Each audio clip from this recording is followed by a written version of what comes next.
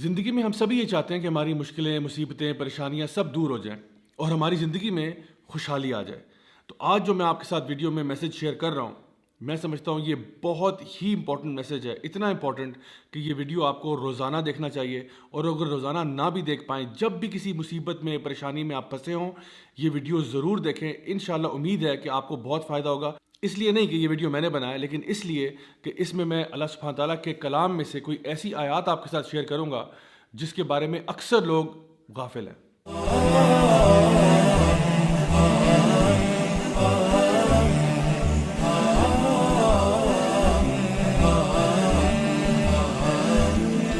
السلام علیکم ورحمۃ اللہ وبرکاتہ۔ My dear brothers and sisters, سب سے پہلا سوال آج کا یہ ہے کہ اصل میں ہم خوشی کس چیز کو کہتے ہیں؟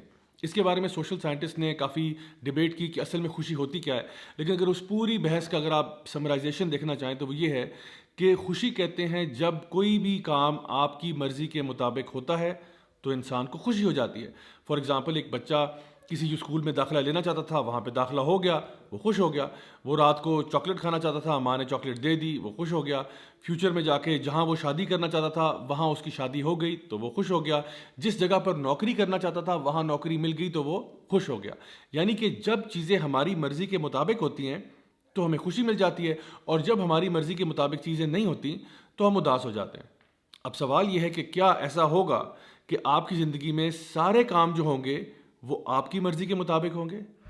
اللہ سبحانہ تعالیٰ سورہ یونس سورہ نمبر 10 آیت نمبر 62 میں ایک بہت ہی زبردست بات ارشاد فرماتے ہیں۔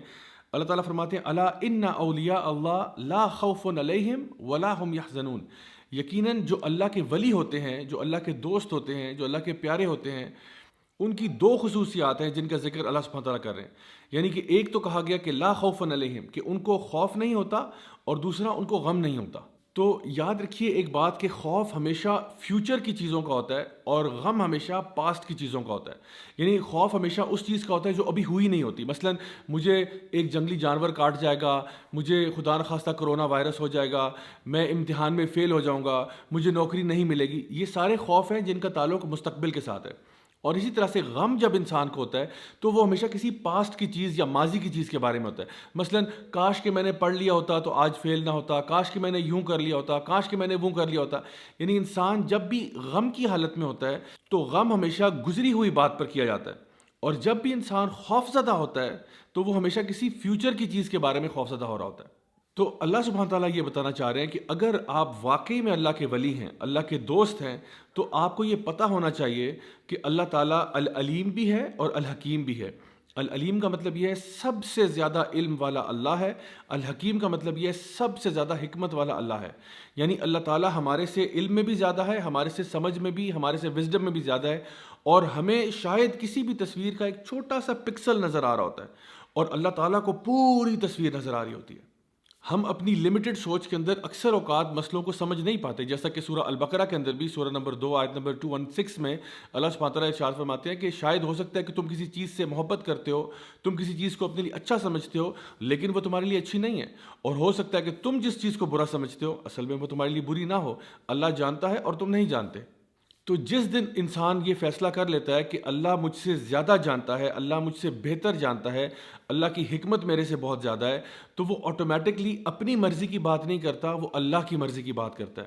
اسی لیے صحابہ کرام رضی اللہ عنہم اجمعین یہ کہا کرتے تھے کہ جب ہم لوگ دعا مانگتے ہیں اور ہماری دعا قبول ہو جاتی ہے تو ہمیں بڑی خوشی ہوتی ہے، اور جب ہماری دعا قبول نہیں ہوتی تو ہمیں اور بھی زیادہ خوشی ہوتی ہے کہ پہلے تو جو مرضی تھی وہ ہماری تھی، لیکن اب جو ہوگا وہ اللہ کی مرضی کے مطابق ہوگا، اور یقیناً اللہ کی مرضی ہماری مرضی سے بہتر ہے۔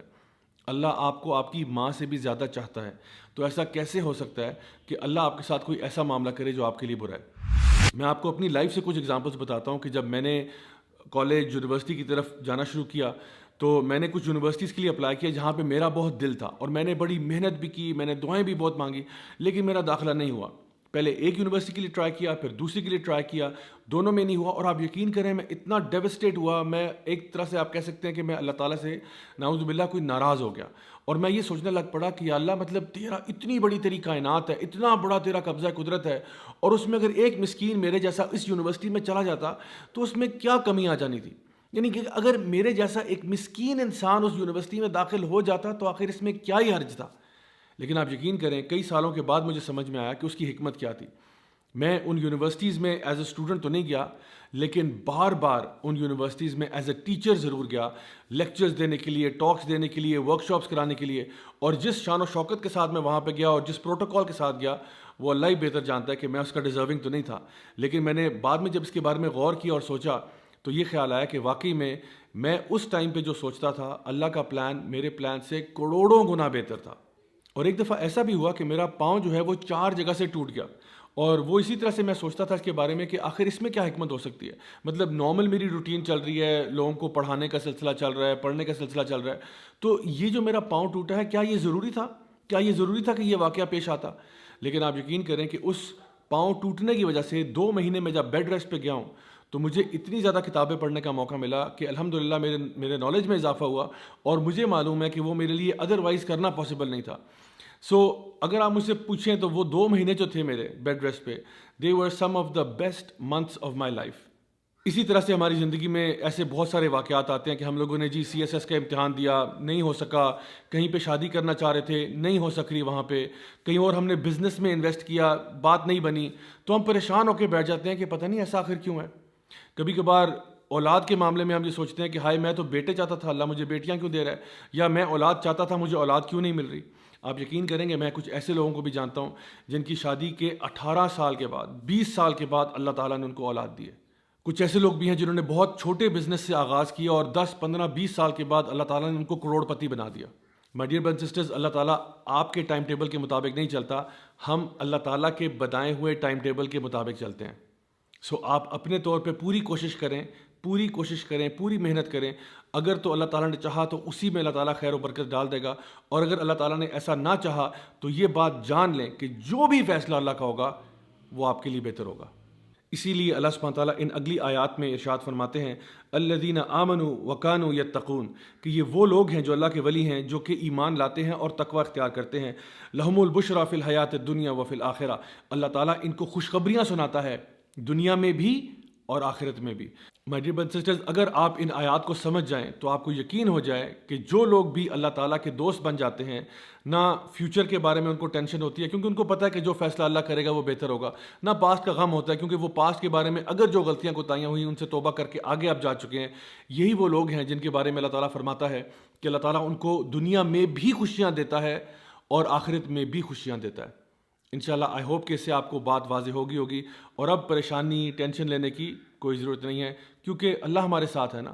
ٹینشن تو وہ شخص ہے جس کے ساتھ اللہ نہ ہو, لیکن جو اللہ کا دوست ہے اس کو کیا خوف, اس کو کیا غم.